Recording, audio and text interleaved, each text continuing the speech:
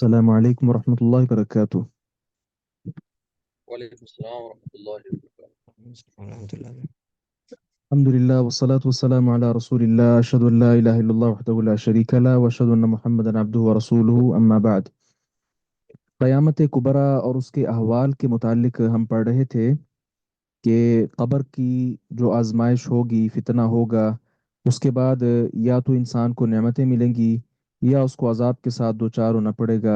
قیامت کبریٰ تک ایسا ہی رہے گا۔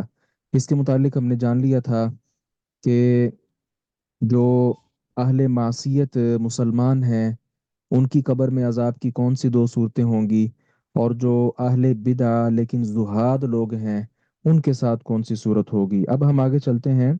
اعادت الارواح الى الاجساد، تو فتعاد، تو لوٹائی جائے گی الارواح، روحیں، الى الاجساد، جسموں کی طرف۔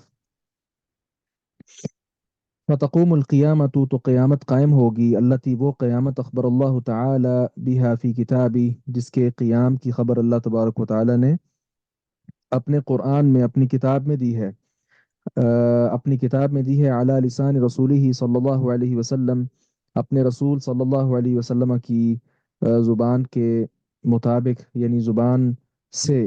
واجمع علیہ المسلمون، اور مسلمانوں نے اس پر اجماع کیا ہے۔ تو قیامت کا قائم ہونا، یہ بھی ہمارا اس پر ایمان ہے، چونکہ اللہ تبارک و تعالی نے اپنے نبی مکرم صلی اللہ علیہ وسلم کی مبارک زبان سے یہ پیغام ہم تک پہنچا دیا۔ اہل اسلام کے اس پر اجماع بھی ہے۔ قیامت کے قیام کی کئی دلیلیں آپ کو قرآن پاک میں مل جائیں گی، خصوصاً یہ جو صورتیں ہیں آپ پڑھیں، سورۃ الانفطار پڑھیں، سورۃ التکویر پڑھیں، اور یہ جو آخری دو پارے ہیں ان میں تو زیادہ تر قیامت کا اور قیامت کی ہولناکیوں کا بیان ہے، اور میرے خیال میں ترجمے کے اعتبار سے پورے قرآن میں مشکل پارے بھی یہ دو ہی ہیں، آخری دو۔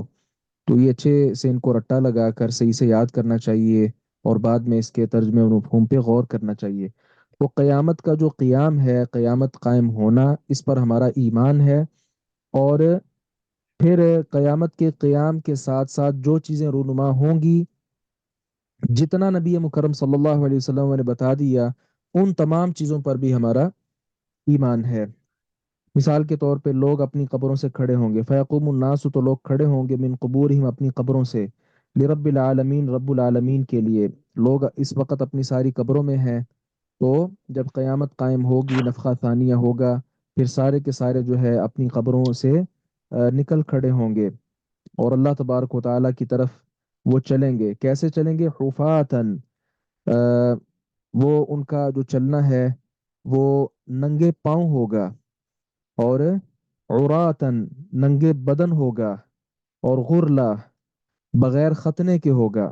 تو یہ ایک عجیب صورت ہوگی، جس صورت میں یہ سارے لوگ اپنی قبروں سے نکل کر اللہ تبارک و تعالیٰ کی طرف چلتے جائیں گے۔ تو اس حوالے سے وہ امی جان عائشہ رضی اللہ عنہا والی روایت ہے نا معروف، نبی مکرم صلی اللہ علیہ وسلم سے پوچھا تھا کہ برہنہ حالت میں لوگ ایک دوسرے کو دیکھیں گے نہیں؟ تو نبی علیہ السلام نے فرمایا معاملہ اس سے کہیں زیادہ ہولناک ہوگا، شدید ہوگا، کسی کا اس طرف خیال اور توجہ جائے گی ہی نہیں۔ تو لوگ قبروں سے نکل کر محشر کی طرف نکلیں گے، اور باقاعدہ پیچھے سے آگ آئے گی، اور مشکات میں آپ پڑھ رہے ہیں وہ آگ جہاں لوگ قیلولہ کریں گے ان کے ساتھ قیلولہ بھی کرے گی، گویا ان کو لے کر وہ اکٹھی ہوگی، اکٹھا کر دے گی کہاں؟ ارض محشر پر۔ اور یہ ارض محشر، یہ شام ہے نا، شام کا جو علاقہ ہے، یہاں پہ محشر کا میدان لگے گا، یہاں کی طرف سارے لوگ پھر دوڑتے ہوئے چلے جائیں گے۔ تو اس کے ساتھ وتدنو منہم الشمس، سورج لوگوں کے قریب ہوگا، سورج لوگوں کے بہت زیادہ قریب ہو جائے گا، جس طرح سوا نیزے کا فاصلہ ہے اتنا قریب ہو جائے گا۔ تو آج آپ دیکھ لیں سورج ہم سے کتنا دور ہے، لیکن اس کے باوجود بھی ہمارے ہاں یہ سینٹی گریڈ 40 سے 50 اتنا ہو جائے، یہ مزید تھوڑا آگے بڑھ جائے تو ہمارا جینا دو بھر ہو جاتا ہے۔ تو اس وقت تو یہ بالکل ہی قریب آ چکا ہوگا، اس وقت کیا حال ہوگا؟ اللہ اکبر کبیرہ، اس قدر شدت ہوگی، پسینہ اس قدر زیادہ ہوگا، ویلجمہم العرق، اور لوگوں کو لگام ڈالی ہوگی، العرق پسینے نے۔ تو لگام کس میں ڈالتے ہیں؟ ظاہر ہے گلے میں ڈالی جاتی ہے، تو منہ تک، آپ کہہ لیں منہ تک یہ پسینہ پہنچا ہوا ہوگا۔ اللہ اکبر. پھر اس کے متعلق وہ معروف حدیث بھی ہے، آپ جانتے ہیں. آپ صلی اللہ علیہ وسلم نے فرمایا کچھ لوگ ایسے ہوں گے جن کا یہ جو پسینہ ہے ان کے گھٹنے ٹخنے تک ہوگا. کچھ ایسے ہوں گے جن کا ان کے جو ہے وہ گھٹنے تک ہوگا. اور کچھ ایسے ہیں میں یبلغ ثدییہ، اس کے چھاتی تک ہوگا. اور کچھ ایسے بھی ہوں گے جن کا ان کی ہنسلی تک پہنچ چکا ہوگا. کل علی قدر عملی، ہر ایک کا یہ جو ہے وہ اس کے عمل کے بقدر ہوگا. تو یہ اس وقت منظر ہوگا. اور یہاں وہ بھی ذہن نشین رکھ لیں، سبعۃ یظلهم اللہ فی ظلہ یوم لا ظل الا ظلہ. صحیح بخاری کی جو حدیث ہے کہ 7 طرح کے لوگ ایسے ہیں کہ اللہ تبارک و تعالی کے سائے کے اندر ایسے لوگوں کو جگہ ملے گی. تو وہ اس طرح پسینے کے اندر شرابور نہیں ہوں گے اور اپنے پسینے کے اندر یوں غرق نہیں ہوں گے. والد گرامی حفظہ اللہ جب یہ حدیث پڑھا رہے تھے تو انہوں نے فرمایا کہ یہ 7 لوگ نہیں بلکہ 27 لوگ ہیں. تو پھر سب کا انہوں نے وہ تذکرہ بھی کیا. اس پر ان کے ایک شاگرد ہیں مولانا تفضیل احمد زیغم حفظہ اللہ وبارک فی. انہوں نے پھر اس پہ کتابچہ بھی لکھا. وہ کتابچہ چھپا تھا، پتہ نہیں اس کا کیا نام تھا. ہاں، عرش الہی پایا عرش الہی کا سایہ پانے والے خوش نصیب، اس طرح کر کے اس کتاب کا نام ہے. گوگل سے آپ تلاش کر سکتے ہیں. تو یہ آپ مزید اگر پڑھنا چاہیں تو حافظ ابن حجر رحمہ اللہ نے یہی جو سبعۃ یظلهم اللہ والی روایت ہے نا، اس کے تحت انہوں نے لکھا ہے کہ یہ 7 نہیں 27 ہیں. تو دیگر احادیث میں بھی آتا ہے نا ان چیزوں کا تذکرہ، تو انہوں نے سارے ملا کر ایک مجموعی تعداد لکھی ہے. تو وہ اصحاب ذوق جو ہیں فتح الباری کی طرف رجوع فرمائیں. تو اللہ تبارک و تعالی کے سائے میں یہ لوگ ہوں گے جن کے اعمال اس وقت بہت زیادہ خوبصورت ہوں گے. اللہ تبارک و تعالی ہمیں اعمال میں بہت اچھا کر دے. اللہ اکبر کبیرہ. تو یہ صورتحال ہوگی لوگوں کا کھڑا ہونا، پھر اس حالت میں چل کر جانا، سورج کا قریب آنا اور پسینے کے ساتھ شرابور ہونا. اللہ اکبر کبیرہ. ہم آگے چلتے ہیں. اس کے ساتھ کیا ہوگا؟ جو ترازو ہیں وہ رکھے جائیں گے. وتن سبو، اور گاڑے جائیں گے، نصب کیے جائیں گے الموازین ترازو. فیوزن فیہا، تو ان میں وزن کیا جائے گا اعمال العباد، بندوں کے اعمال کا. بندوں کے اعمال کا ان میں کیا ہوگا؟ وزن ہوگا.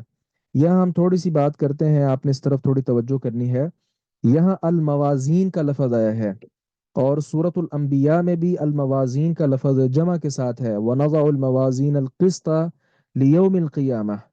تو الموازین کا لفظ آیا کس میں؟ حدیث مبارکہ میں، اپنا آیت مبارکہ میں. جبکہ احادیث میں میزان کا لفظ بھی آتا ہے، مفرد کے ساتھ بھی آتا ہے. اس کے متعلق جو ہے نا علماء کے ہمارے ہاں 2 طرح کے نظریات ہیں. ہمارے جو استاد بھٹوی صاحب ہیں رحمہ اللہ وغفر اللہ، ورفع درجته فی اعلی علیین، انہوں نے اپنی کتاب تفسیر القرآن الکریم میں لکھا ہے، اسی یہ جو آیت مبارک ہے نا سورۃ الانبیاء کی 47 نمبر آیت، اس میں لکھا معلوم ہوا کہ قیامت کے دن متعدد ترازو ہوں گے جن کے ساتھ اعمال کا وزن کیا جائے گا. پھر یا تو ہر آدمی کے لیے الگ ترازو ہوگا یا ہر عمل کے لیے. اسی طرح سورۃ الاعراف میں بھی انہوں نے اس کی تھوڑی سی آیت نمبر 7 کے ضمن میں وضاحت کی، آپ وہاں سے بھی پڑھ سکتے. ایک نظریہ یہ ہے، کون سا نظریہ؟ کہ یہ جو موازین جمع کا صیغہ بولا گیا ہے تو ترازو زیادہ ہوں گے. پھر اس کی آگے صورتیں ہو سکتی ہیں کہ یا تو ہر بندے کا الگ ترازو ہوگا ہر بندے کے لیے، یا پھر اعمال کے حساب سے ترازو ہوں گے. مثال نمازوں کے جن کے اعمال ہیں، نمازوں والا الگ ایک پلڑا ہوگا، اس میں صرف نمازوں کو تولا جا رہا ہوگا. ایک صرف صدقات کا ہوگا، اس میں صرف صدقات تولے جا رہے ہوں گے. اس طرح کر کے اس کی تقسیم کی گئی ہے. اور دوسری جو ہے نا تقسیم وہ اور ہے، وہ یہ ہے کہ یہاں جو موازین جمع کا صیغہ بولا گیا ہے نا، یہ جو آپ میں سے گرامر کے ساتھ ذوق شوق رکھتے ہیں تو وہ جانتے ہیں جمع بسا اوقات تفخیم کے لیے آتی ہے. کسی چیز کی اہمیت، اس کی ہیبت اور اس کی عظمت کا اظہار کرنے کے لیے جمع کا صیغہ بول لیا جاتا ہے. تو اس کا ایک مثال کے ساتھ آپ سمجھ سکتے ہیں. قرآن کریم میں اللہ رب العزت نے فرمایا کذبت قوم نوح المرسلین. تو کذبت قوم نوح المرسلین، نوح کی قوم، نوح علیہ السلام کی قوم نے کیا کیا؟ मुरसलीन को जुटलाया। अब यहाँ जो अल मुरसलीन का लफज है, जाहिर है नूह अलैहिस्सलाम की कौम एक थी और नूह अलैहिस्सलाम ही इनकी तरफ भेजे हुए थे, मबऊस करदा थे। तो जो नबी थे नूह, वो तो एक रसूल थे, तो मुरसलीन का लफज क्यों बोला गया? इसके मुतालिक फिर उलमा ने दो तरह के जवाब दिए। एक जवाब तो ये है कि इन लोगों ने चूंकि नूह अलैहिस्सलाम की तकजीब की, नूह अलैहिस्सलाम पैगंबर हैं, रसूल हैं, तो गोया एक रसूल की तकजीब बकिया तमाम रसूलों की तकजीब के बराबर ही हुई। इसलिए अल्लाह तबारक व तआला ने अल मुरसलीन जमा का सीगा यहाँ पे बोला है। अच्छा, दूसरा जवाब क्या है जो अभी इस वक्त हमारे यहाँ हमारा महल इस्तिदलाल है, वो ये है कि नहीं, अल मुरसलीन जमा का सीगा है, क्योंकि नूह अलैहिस्सलाम ने जो तबलीग की है वो 950 साल की है, 950 साल तबलीग की है। अब उनका ये जो तबलीग का दौरानिया है, ये दौरानिया चूंकि बहुत ज्यादा है, तो अल्लाह रब्बुल इज़्ज़त ने नूह अलैहिस्सलाम की तारीफ फरमाते हुए, उनकी तौसीफ फरमाते हुए और नूह का तज़किरा अच्छे अंदाज के साथ करते हुए उनकी ताज़ीम और तफखीम के लिए अल मुरसलीन जमा का सीगा जो है यहाँ पे बोला है। तो ये जो दूसरी राय है, ऐसे उलमा के यहाँ क्या मतलब है अल मवाजीन का, कि तराजू वहां पे एक ही होगा, तराजू वहां पे एक ही होगा। और वो एक तराजू, खैर ये भी हमें समझना चाहिए कि उसकी वुसअत जो है एक तराजू की ही जो वुसअत है वो बड़ी ही ज्यादा होगी। जिस तरह के मुस्नद अहमद में रिवायत मौजूद है 6583 नंबर पर, रसूलुल्लाह सल्लल्लाहु अलैहि वसल्लम ने फरमाया फ़इन्न समावाति वल अरदीना लौ वुदिअत फी कफ़तिन। और आगे क्या है? फ़इन्न समावाति वल अरदीन सबअ लौ वुदिअत फी कफ़तिन व वुदिअत ला इलाहा इल्लल्लाहु फी कफ़तिन रजहत बिहिन्न ला इलाहा इल्लल्लाह। तो एक पलड़े में क्या रखा जाए? सातों आसमान, सातों जमीनें।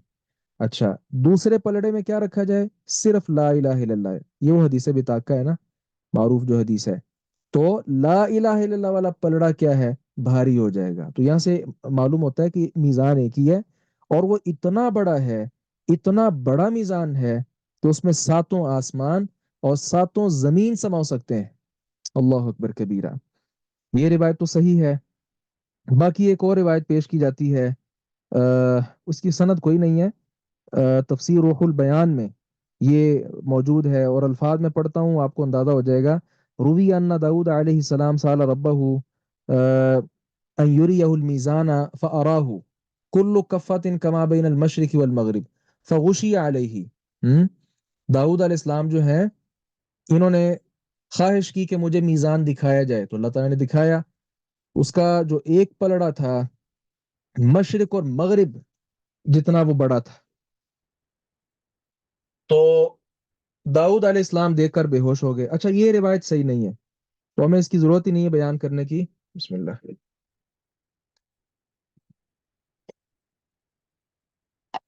अल्हम्दुलिल्लाह। जी। तो चूंकि पहले जो मैंने मुस्ताद अहमद से रिवायत पेश की है वो इंशाल्लाह यहाँ पे काफी है, तो मतलब ये है कि ये मीज़ान जो है वो एक ही होगा लेकिन बहुत ज्यादा बड़ा होगा और इसी में सबके आमाल सब कुछ जो है तोला जाएगा। अच्छा, यहाँ हदीस में आमाल के तोले जाने का तज़किरा है, तो बाज़ उलमा ने इनका इनकार किया है, जो सिफात के मुनकिर लोग हैं या थोड़ी सी भी वो तसाहुल का शिकार हैं, उन्होंने कहा बंदे तोले जाएंगे वगैरह वगैरह। तो इस तरफ जाने की जरूरत ही क्या है? आमाल हिस्सी हैं, तो क्या इनका वजन नहीं हो सकता? हर चीज को, ये हमने शुरू में भी कहा था, इस बुत को हमें ज़हन से निकाल देना चाहिए कि हमने आखिरत के मामलात को दुनिया के मामलात के साथ तशबीह देकर समझना है। तो ठीक है, मैं इस वक्त जो बात कर रहा हूँ ये मेरा अमल है, कौल है मेरा। और एक इंसान जो है किसी के साथ अच्छा बर्ताव करता है, अब ये जाहिर में तो नजर आने वाली चीज नहीं है, ठीक है, लेकिन इसका अल्लाह रब्बुल इज़्ज़त के यहाँ वजन है बाकायदा तौर पे। इस पे सहीह बुखारी की जो आखिरी रिवायात है ना, इसको जरा अच्छे के साथ देखना चाहिए। यही कलिमतानी हबीबतानी रहमान वाली जो है, सकीलतानी फिल मीज़ान का लफज है कि ये जो दो कलिमात हैं ये मीज़ान तराजू के अंदर बहुत वजनी है। تو اس وقت میں نے جو کلمات پڑھے یا آپ پڑھتے ہیں، سبحان اللہ بحمدہ سبحان اللہ العظیم، ہمارے ہاں یہاں دنیا کا ترازو رکھ دیا جائے اور یہ کلمات چلیں، بول کر تو اور رہا نا، آپ لکھ کر ہی ہمارے جو یہ دنیا کا ترازو ہے اس کے اندر رکھ دیں، کیا وزن ہے اس کا؟ کوئی وزن نہیں، لیکن اللہ کے ہاں اس کا بہت زیادہ وزن ہے۔ تو ہم نے دنیاوی چیزوں کو جو ہے سامنے رکھ کر آخرت کی چیزوں کو نہیں سمجھنا ہے۔ تو اعمال کا وزن ہوگا، یہ اعمال تولے جائیں گے، باقاعدہ طور پہ تولے جائیں گے، اس پر ہمارا ایمان ہونا چاہیے۔ اچھا، اس کے ساتھ ایک اور بات یہاں سے سمجھیں کہ یہ جو ترازو لگے گا اور اعمال جو ہیں تولے جائیں گے، اس میں اعمال کی جو کثرت ہے، اعمال کی کثرت کا خیال نہیں کیا جائے گا، بلکہ اعمال کا جو معیار ہے اس کا اعتبار کیا جائے گا۔ کیا مطلب؟ یہ نہیں دیکھا جائے گا کہ عمل کس کے زیادہ ہے، عام الفاظ میں کوانٹٹی نہیں دیکھی جائے گی، کوالٹی دیکھی جائے گی، معیار دیکھا جائے گا، معیار پہ چیز اترے گی تو اس کو تولا جائے گا اور اس کا وزن ہوگا۔ اور معیار میں بھی یاد رکھیں دو چیزیں آئیں گی، ایک تو اس کا اخلاص آئے گا، جو بھی آپ نے عمل کیا ہے وہ خالصتاً اللہ کے لیے کیا تھا، اللہ کو راضی کرنے کے لیے کیا تھا، نماز پڑھی تھی تو اللہ کی رضا کے لیے، صدقہ خیرات کیا تھا تو اللہ کی رضا کے لیے۔ اگر اس میں ریاکاری وغیرہ کا عنصر آ گیا تو پھر ان اعمال کا کوئی فائدہ نہیں اور کوئی اللہ کے یہاں ان کا وزن نہیں۔ پھر تو اللہ کہے گا نا، جاؤ جن کے لیے کیا تھا ان سے لے لو۔ معروف حدیث نہیں ہے وہ جو بیان کرتے ہوئے ابو ہریرہ رضی اللہ عنہ پہ غشی طاری ہو جاتی، بے ہوش ہو جاتے تھے بار بار؟ اللہ اکبر! قیامت والے دن یہ جہنم جو ہے تین طرح کے لوگوں کے ساتھ بھڑکائی جائے گی، مجاہد ہوگا اس میں، اور سخی ہوگا، اور عالم ہوگا۔ تو اب انہوں نے چونکہ یہ سب اعمال لوگوں کو دکھانے کے لیے کیے ہوں گے، اس لیے ان کے اعمال کا وزن اللہ رب العزت کے ہاں کچھ بھی نہیں ہوگا، جبکہ دیکھا جائے تو اعمال بہت زیادہ ہوں گے، لیکن معیار پر وہ پورا نہیں اتریں گے۔ معیار پہ ایک چیز اخلاص ہے اور دوسری چیز جو ہے نا اتباع رسول ہے، سنت رسول صلی اللہ علیہ وسلم کے مطابق ہونا چاہیے۔ اعمال تو بقیہ لوگ کیا نہیں کرتے اس وقت؟ جو یہودی لوگ ہیں کیا عبادت نہیں کرتے؟ عیسائی لوگ کیا عبادت نہیں کرتے؟ کیا ہندو اور دیگر یہ سارے لوگ اپنے ماتھے نہیں رگڑتے؟ سب کچھ کرتے ہیں، پھر ان کی عبادت قابل قبول نہیں ہوگی، کیوں؟ اس وجہ سے کہ سنت رسول کے مطابق نہیں۔ ہمارے ہاں مسلمان اپنے آپ کو کہنے والے کتنے ایسے اہل بدع ہیں جو ایسے ایسے کام کرتے ہیں اس پہ نبی علیہ السلام کی مہر ہی نہیں ہے۔ کیا ہم کہتے ہیں؟ کلو بدعت ضلالہ وکل ضلالۃ فی النار۔ یہ نبی الفاظ ہے جو ہمیں آگے پہنچانے چاہیے، ان میں بخل نہیں کرنا چاہیے۔ تو ہر عمل اس میں اخلاص بھی ہونا چاہیے اور دوسرے نمبر پر وہ سنت رسول کے مطابق بھی ہونا چاہیے، اور یہ دونوں چیزیں لازم ملزوم ہیں۔ اگر اخلاص ہوا لیکن اتباع رسول نہیں تھی، وہ بھی عمل قابل قبول نہیں اور معیار پہ پورا نہیں اترے گا۔ اسی طرح وہ عمل جو اتباع رسول کا عنصر تو اس میں پایا جاتا تھا، مثال نماز ہے، جو نبی علیہ السلام نے ارکان بتائے، طریقے بتائے، بالکل ویسے ادا کی اس نے، لیکن اخلاص سے خالی ہے، کسی اور کے لیے نماز پڑھ رہا تھا، تو اتباع رسول ہے لیکن اخلاص نہیں، ایسا عمل بھی قابل قبول نہیں۔ تو یہ دو چیزیں بڑی زیادہ ضروری ہیں، اس لیے میرے عزیز جو طلباء ہیں اور طالبات ہیں ان کو نوٹ کریں، یہ ہماری اپنی زندگی کے لیے بڑی زیادہ فائدہ مند یہ چیزیں ہیں، اور پھر آگے پہنچانا تو خیر ہماری ذمہ داری پھر بن ہی جاتی ہے، وہ تو ادا کرنی ہی ہے۔ سب سے پہلے اپنے آپ کی مجھے اور آپ کو اصلاح کرنی چاہیے، تو اعمال جو ہیں ان میں اخلاص بھی ہونا چاہیے اور سنت رسول کا جو جذبہ یہ بھی ہونا چاہیے۔ اچھا، یہ جب مل جائیں گی نا چیزیں، اخلاص اور اتباع رسول، پھر آپ کا عمل کم بھی ہے نا اللہ زیادہ کر دے گا۔ اور یہ جو اللہ رب العزت کا اسے زیادہ کرنا ہے، یہ زیادہ بھی پھر دو اعتبارات سے ہو سکتا ہے۔ یہ جو زیادہ اللہ تبارک و تعالیٰ کرے گا، یا تو اللہ تعالیٰ جو ہے اس کا وزن بڑھا دے گا، مثال کے طور پہ جو آدمی اپنے بھائی کے جنازے پہ جاتا ہے، صحیح بخاری کی حدیث ہے 47 نمبر، تو جنازہ پڑھتا ہے تو اللہ رب العزت اس کو ایک قرات دیتا ہے اجر، اور جو جنازے کے ساتھ اس کے تدفین پہ بھی حاضر ہوتا ہے اللہ تعالیٰ اس کو دو اجر دیتا ہے، دو قرات دیتا ہے۔ تو الفاظ وہاں کیا ہے؟ کل قرات مثل احد، ہر قیرات احد پہاڑ جتنا ہوگا، अब देखें अमल कितना है कि यहाँ से आदमी निकला, अपने फौत शुदा भाई का जनाजा पढ़ा, और पढ़ने के बाद उसकी जो है तदफीन पे हाजिर हो गया। अब इतना छोटा सा उसने अमल किया है, लेकिन अल्लाह रब्बुल इज़्ज़त के यहाँ इसका वजन बढ़ा दिया जाएगा, और बहुत पहाड़ जितना एक ही रात का जो अजर है वो अल्लाह के यहाँ लिखा जाएगा। तो इखलास था, इत्तिबाए रसूल थी, तो अल्लाह ताला कम हो उसको भी ज्यादा कर देता है, उसका वजन बढ़ा देता है। या फिर क्या करता है कि हसनात में इजाफा कर देता है, नेकियों में इजाफा कर देता है। जो आदमी एक नेकी करता है, अल्लाह ताला 10 लिखता है, और 700 गुना तक लिखता है। और यहीं पर बस नहीं, वल्लाहु युदाइफु लिमन यशा, अल्लाह जिसके लिए चाहे और बढ़ा देता है। जरूरी तो नहीं कि आपने नमाज पढ़ी, एक अजर किया, या किसी को पानी पिलाया तो एक नेकी लिखी जाएगी, नहीं। हो सकता है आपके इखलास, मौका मुनासबत के हिसाब से अल्लाह तबारक व तआला 1 करोड़ नेकियों का अजर लिख दे, आपका किसी को पानी पिलाना। पानी पिलाना ही था ना, उस खातून ने पानी पिलाया था तो अल्लाह ने जन्नत दे दी थी। और वो पानी भी किसी इंसान को नहीं, जानवर को पिलाया था। तो इखलास और ये सारी चीजें जो है, ये बहुत ज्यादा जरूरी है। इनके साथ अल्लाह ताला कम अमल को भी वजन के एतबार से भी और तादाद के एतबार से भी बढ़ा देता है। अल्लाह अकबर कबीरा। तो मीज़ान के हवाले से एक बात ये भी होगी।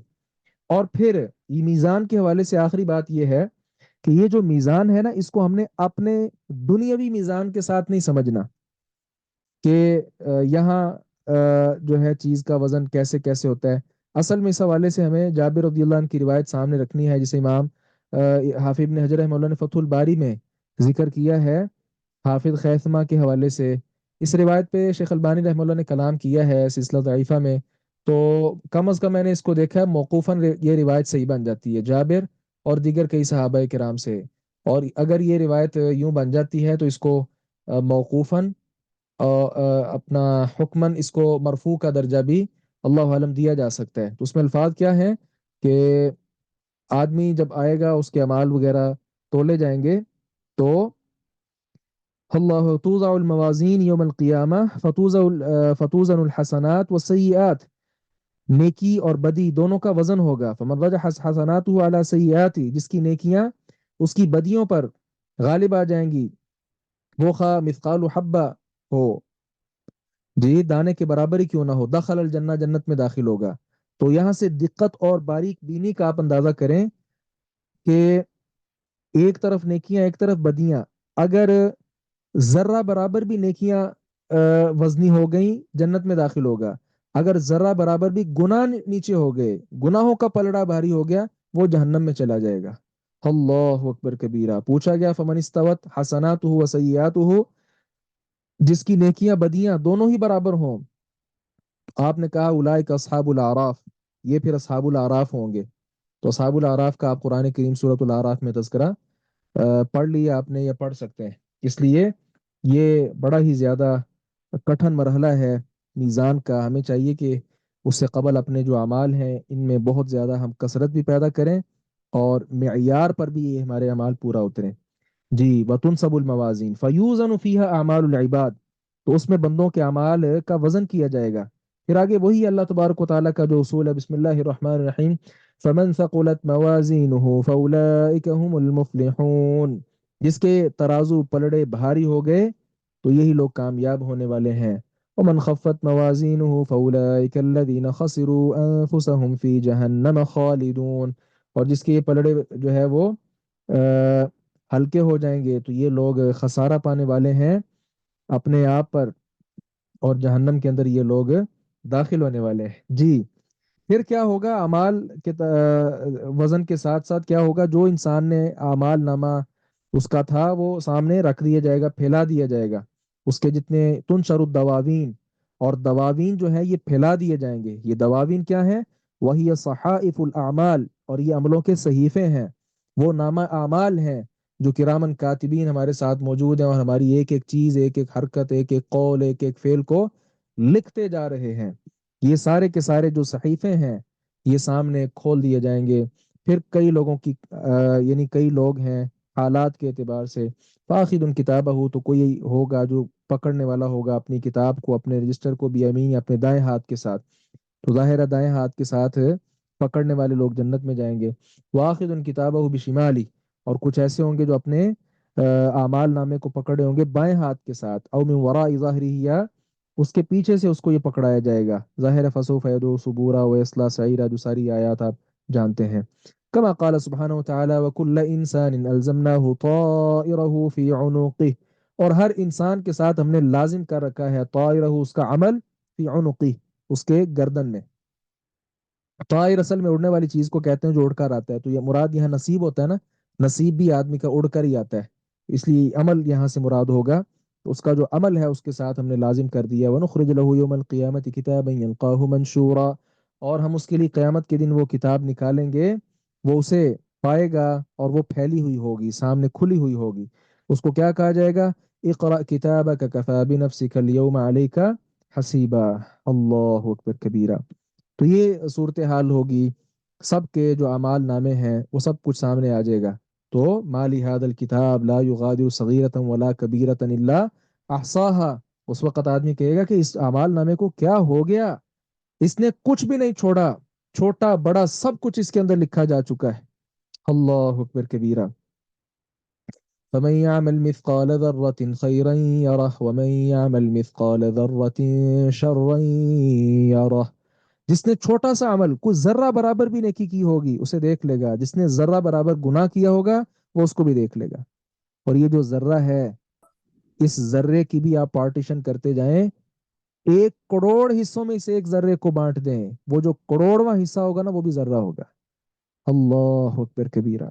تو ذرہ برابر بھی جو عمل ہے اللہ تبارک و تعالیٰ نے وہ چھپا کر نہیں رکھا، سب کچھ اس کے اندر موجود ہوگا. اس کے بعد پھر حساب کتاب شروع ہوگا. وَيُحَاسِبُ اللَّهُ الْخَلْقَ، اور اللہ تبارک و تعالیٰ مخلوقات کا پھر کیا لے گا؟ حساب کتاب لے گا، حساب ہوگا. وَيَخْلُو بِعَبْدِهِ الْمُؤْمِنِ، اور وہ خلوت اختیار کرے گا اپنے مومن بندے کے ساتھ. فَيُقَرِّرُهُ بِذُنُوبِ، اسے اس کے گناہوں کا اقرار کروائے گا. کما وصف ذلك فی الکتاب والسنہ، جس طرح کے کتاب و سنت میں اس کا وصف بیان کیا گیا ہے. تو صحیح البخاری میں 2441 نمبر پر روایت موجود ہے. عبداللہ ابن عمر رضی اللہ عنہما کہتے ہیں اللہ تبارک و تعالی بندہ مومن کو اپنے قریب کرے گا اور اس پر پردہ ڈالے گا. وَيُحَاسِبُهُ فِيمَا بَيْنَهُ وَبَيْنَهُ وَيُقَرِّرُهُ بِذُنُوبِهِ فَيَقُولُ أَلَمْ تَفْعَلْ كَذَا يَوْمَ كَذَا أَلَمْ تَفْعَلْ كَذَا يَوْمَ كَذَا، حتى إذا قرره بذنوبه وأيقن أنه قد هلك قال له سترتها عليك في الدنيا وأنا أغفرها لك اليوم. تو اس کو اللہ تبارک و تعالیٰ اس کے گناہوں کا اقرار کروائے گا، فلاں گناہ کیا تھا، فلاں کیا تھا، فلاں فلاں دن میں فلاں گناہ کیا تھا. تو بندہ سمجھے گا کہ اب تو میں ہلاک ہو گیا. تو اللہ تبارک و تعالیٰ کہے گا جس طرح دنیا میں نے ستر پوشی کی تھی، آج بھی ستر پوشی کر رہا ہوں اور تمہیں معاف کر رہا ہوں. اللہ اکبر کبیرہ. اور صحیح مسلم میں 190 نمبر پر روایت موجود ہے، اللہ تبارک و تعالیٰ بندہ مومن کو لائے گا اور اللہ تعالیٰ کہے گا عارض علیہ صغار ذنوبہ وارفع عنہ کبارہا، اس کے جو چھوٹے گناہ ہیں وہ پیش کرو اور بڑے گناہ بھی پیش نہ کرو. تو وہ بندہ جب یہ سارا دیکھے گا تو کہے گا یہ تو چھوٹے چھوٹے گناہ ابھی پیش کیے جا رہے ہیں، جب بڑے گناہ پیش کیے جائیں گے تو کیا ہوگا؟ ڈر جائے گا اور کانپنا شروع کر دے گا، اس پہ لرزہ طاری ہو جائے گا. اللہ اکبر کبیرہ. پھر اللہ رب العزت اس کی معافی کا اعلان کرے گا. تو یہاں سے کیا معلوم ہوتا ہے کہ اللہ تبارک و تعالیٰ خلوت بھی کرے گا اور بندوں کو ان کے گناہوں کا اقرار بھی کروائے گا، پھر اپنی شان کے مطابق اللہ تبارک و تعالیٰ معافی بھی دے گا. تو گویا حساب کتاب جو ہے وہ ہوگا لوگوں کا. یہ اہل ایمان کا حساب ہے. حساب میں بھی آپ پھر جانتے ہیں کچھ لوگ ایسے ہیں، حساب کے حوالے سے ہی یہ مطلق بات ہے، کچھ لوگ ایسے ہیں جن کا حساب فسوف یحاسب حسابا یسیرا، جی آسان حساب ہوگا. تو کچھ تو ایسے ہیں بلکہ اول درجہ جن کو بغیر حساب کے جنت میں داخل کیا جائے گا. اللہم اجعلنا منہم. کچھ لوگ ایسے ہیں جن کا حساب ہوگا لیکن آسان حساب ہوگا، فسوف یحاسب حسابا یسیرا وینقلب الی اہلہ مسرورا. جی تو آسان حساب، یہ بھی نعمت ہوگی. لیکن من نوقش عذب، جس کے ساتھ مناقشہ ہوگا نا کہ یہ کیوں کیا تھا اور یہ کیوں نہیں کیا تھا، اسے پھر عذاب دیا جائے گا. اللہ اکبر کبیرہ. تو آسان حساب جو ہے نا، جس طرح ہمارے ہاں آپ بچے کو بھیجتے ہیں کہ یہ بیٹا فلاں فلاں فلاں چیز لے کر آؤ، تو بعد میں آپ اس کا حساب کرتے ہیں، اچھا فلاں چیز کتنے کی آئی، ہاں 200 روپے کی آئی، فلاں کتنے کی تھی، 300 کی، فلاں کتنے کی تھی، چلو بھی جا کے بیٹھو ٹھیک ہے، آپ کا شکریہ، آپ چیزیں باہر سے لے کے آئے، آسان حساب ہو گئے۔ ایک کیا ہوتا ہے کہ نہیں نہیں تم کہہ رہے ہو کہ یہ چیز جو ہے نا 10 روپے کی آئی، جبکہ میں اس وقت گیا تھا، اس وقت تو مجھے 6 روپے کی ملی تھی، جی میں بھی کل اسے ریٹ پوچھ کے آیا ہوں۔ یہ ہوتا ہے مناقشہ۔ تو کفار جو ہے، اما الکفار فلا یحاسبون محاسبۃ من توزن حسنات، تو ان کا محاسبہ ویسے نہیں ہوگا جیسا ان لوگوں کا محاسبہ ہوگا جن کی نیکیوں کا وزن کیا جائے گا۔ ایسا کیوں ہوگا؟ حسنات و سیئات فانہم لا حسنات لهم، کیونکہ ان کی نیکیاں تو ہوں گی نہیں۔ بھائی جن کی نیکیاں اور بدیاں ہیں حساب تو ان کا ہوگا، جن کی نیکیاں ہیں ہی نہیں ان کا حساب بھی نہیں ہوگا۔ ولیکن تعد اعمالهم، ہاں ایسا ہوگا کہ ان کے اعمال کو گنا جائے گا، وتحصا اور شمار کیا جائے گا، فیوقفون علیہا، تو پھر گناہوں سے ان کی واقفیت کروائی جائے گی کہ فلانا فلانا گناہ جانتے ہو، ویقررون بہا، اور ان کو اقرار کروایا جائے گا ان کا، ویجزون بہا، اور ان کا بدلہ دیا جائے گا۔ فاعترفوا بذنبهم فسحقا لاصحاب السعیر، گناہوں کا اعتراف کریں گے یہ، اللہ اکبر کبیرہ۔ اس کے آگے ہے حوض کا بیان۔ تو حوض جو ہے یہ یاد رکھیں، امام ابن القیم رحمہ اللہ نے کہا ہے 40 صحابہ کرام سے مجھے یہ حدیث پہنچی ہیں حوض کے متعلق، اور میں نے دیکھا اکثر کی سند صحیح تھی۔ تو نبی علیہ السلام کے علاوہ بقیہ بھی آتا ہے کہ ان لکل نبی حوضا، ہر نبی کا حوض لگا ہوگا، لیکن وہ روایت صحیح نہیں ہے۔ حوض کا مطلب کیا ہوتا ہے؟ پانی سے بھری ہوئی جگہ، تو یہ نبی مکرم صلی اللہ علیہ وسلم کے لیے جو ہے ہوگا۔ وفی عرصۃ القیامہ، اور قیامت کا جو وہ چٹگل میدان ہوگا اس میں کیا ہوگا؟ الحوض، حوض ہوگا، المورود، جو آ، اس پہ وارد ہوں گے لوگ، جس پر آیا جائے گا، جس پہ وارد ہوا جائے گا، علی محمد صلی اللہ علیہ وسلم، محمد رسول اللہ صلی اللہ علیہ وسلم کے پاس، تو محمد رسول اللہ صلی اللہ علیہ وسلم کا یہ حوض ہوگا، لوگ یہاں پہ وارد ہوں گے، یہاں پہ آئیں گے۔ اللہ اکبر، ماؤہ، اس کا پانی کیسا ہوگا؟ اشد بیاضا، زیادہ سفید ہوگا، من اللبن، دودھ سے بھی، وہ احلا من العسل، اور شہد سے زیادہ میٹھا ہوگا۔ آنیتہ، اس کے برتن کیسے کتنے ہوں گے؟ عدد نجوم السما، آسمان کے ستاروں کی تعداد کے برابر، تو جس طرح آسمان کے ستارے آپ گن نہیں سکتے، اس طرح اس کے بہت زیادہ برتن ہوں گے۔ طولہ، اس کی لمبائی کتنی ہوگی؟ شہر، ایک مہینہ، وعرضہ، اور اس کی چوڑائی شہر، ایک مہینہ، ایک مہینہ کوئی جاتا رہے، ایک مہینہ یعنی لمبائی میں اور ایک چوڑائی میں، اتنا بڑا یہ حوض ہوگا۔ صفت کیا ہے؟ من شرب منہ شربا، جس نے اس سے ایک گھونٹ پیا، لم یظمأ بعدها ابدا، وہ اس کے بعد کبھی پیاسا نہیں ہوگا۔ اللہ اکبر، کیسا شدید دن ہوگا یہ، سورج سوا نیزے کے فاصلے پہ ہے، گرمی کی شدت بڑھی ہوئی ہے، ظاہر ہے اس منظر میں پیاس کا عالم، وہ تو بات ہی نہ کریں، کتنا شدید اور کتنی سخت پیاس ہوگی اس وقت جسے حوض کوثر مل گیا، اور نبی مکرم صلی اللہ علیہ وسلم سے یہ مشروب مل گیا، ایک گھونٹ بھی نصیب ہو گیا، تو اس کو پیاس نہیں لگے گی جنت میں داخلے تک۔ اور کچھ نے کہا بعد میں بھی نہیں، جنت میں جو ہم شہد پیئیں گے، وہاں دیگر جو مشروب پیئیں گے، وہ اس وجہ سے ہم نہیں پیئیں گے کہ پیاس لگی ہوئی ہے، بلکہ وہاں یہ پینا کھانا یہ سارا، یہ صرف اور صرف آپ یوں کہیں کہ یہ بھوک اور پیاس کی وجہ سے نہیں ہوگا، یہ ویسے جس طرح آدمی اپنے ذوق شوق کے مطابق بس اوقات کھانا کھا رہا ہوتا ہے جبکہ پیٹ اجازت نہیں دے رہا ہوتا ہے، یہ ویسے ہوگا۔ تو اہل بدعہ، جو جن کے عقیدے کے اندر خرابی ہے، یہ لوگ یہاں نہیں آ سکیں گے۔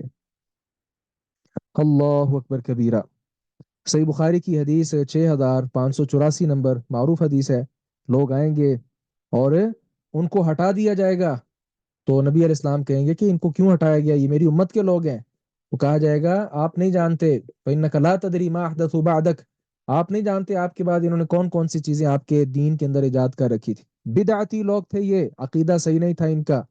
تو نبی مکرم صلی اللہ علیہ وسلم کیا فرمائیں گے؟ چونکہ آپ صلی اللہ علیہ وسلم بدعت کو گمراہی کہتے رہے، اس لیے ایسا ہرگز نہیں ہوگا کہ کوئی نہیں امتی ہی ہے نا، پھر کیا ہوا، خطائیں تھیں، بدعت تھی، آنے دو، نہیں، آپ خود فرمائیں گے سحقن سحقن لمن غیر بعدی، دفع ہو جاؤ، پرے ہٹ جاؤ، میرے دین کو جنہوں نے بدل دیا تھا وہ یہاں سے دور ہو جائیں، ہٹ جائیں۔ تو جو وہاں نبی کے نہیں ہوں گے، وہ اللہ کے کیسے ہو سکیں گے؟ اللہ اکبر کبیرہ۔ اس لیے انسان کو چاہیے کہ وہ نبی اکرم صلی اللہ علیہ وسلم کی جو سنت ہے، آپ کا جو طریقہ ہے، آپ کا جو لایا ہوا دین ہے، اس کو کامل مکمل دین سمجھیں۔ یہ دین کتاب اللہ سنت رسول کا نام ہے، اور کسی کی بات دین نہیں بن سکتی۔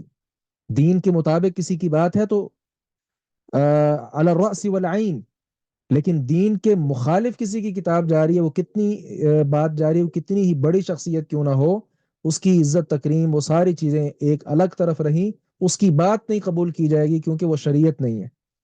تو یہ میرے اور آپ کے لیے لمحہ فکریہ ہے، اپنے عقیدے کی اصلاح کا اور اپنے منہج کی درستگی کا، کہ وہاں صرف اور صرف وہ لوگ آئیں گے جن کا عقیدہ بالکل درست ہوگا، اللہ کے ساتھ وہ شریک ٹھہرانے والے نہیں ہوں گے، محمد رسول اللہ صلی اللہ علیہ وسلم کی رسالت میں بھی وہ شرک کرنے والے نہیں ہوں گے۔ ایسے جو پاک باز اور متقی لوگ ہوں گے، اس مقام سے وہ فائدہ اٹھائیں گے۔ اس کے بعد جو ہے نا وہ پل صراط کی بات ہے، وہ اللہ نے چاہا ہم پھر پڑھیں گے انشاءاللہ۔ کوئی بات کرنا چاہیں کر سکتے ہیں۔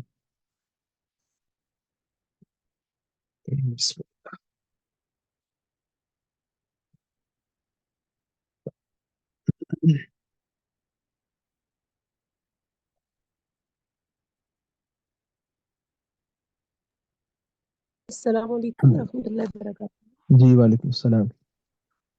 تو سر، جو گناہ کی معافی مانگ لی گئی ہے اور دوبارہ وہ نہیں کیے گئے، تو وہ اوبیسلی اس میں نہیں ہوں گے آپ کے میزان میں۔ ہاں ہاں، یہ آپ نے اچھا سوال کیا۔ اس میں ایک چیز میں بتانا چاہ رہا تھا، وہ میں بھول گیا، اللہ آپ کو جزائے خیر دے۔ یہ جو قرآن پاک کی آیت ہے نا، الا من تاب وآمن وعمل عملا صالحا فاولئک یبدل اللہ سیئاتہم حسنات وکان اللہ غفورا رحیما، اس آیت کو مد نظر رکھے تو تین باتیں سمجھ آتی ہیں۔ نمبر ایک توبہ، نمبر دو سچا عقیدہ، نمبر تین عمل صالح۔ میں دوبارہ دہراتا ہوں، توبہ، سچا عقیدہ اور عمل صالح۔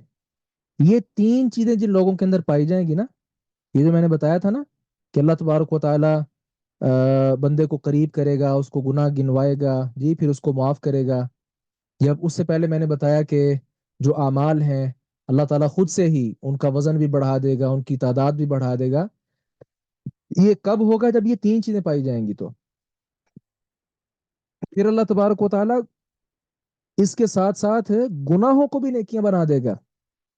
بہت بڑا کوئی گناہ کیا تو اللہ تعالیٰ اس کو بہت بڑی نیکی بنا دے گا اگر یہ تین چیزیں پائی گئی تو۔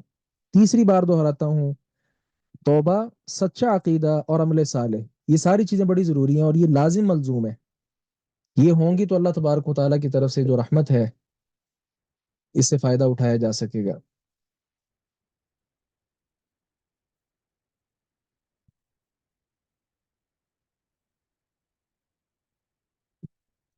اللہ تعالیٰ ہم سب کو اہل جنت، اور جنت بھی وہ جو الفردوس الاعلیٰ ہے، اس کا وارث بنائے۔